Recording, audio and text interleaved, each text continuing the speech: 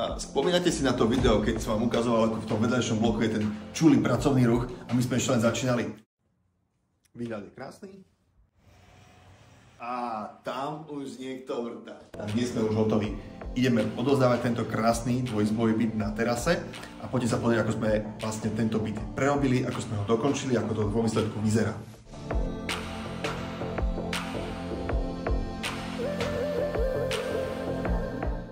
Jednoduché linie na časový dizajn. V tejto kuchyni naozaj nie je čo vytknúť.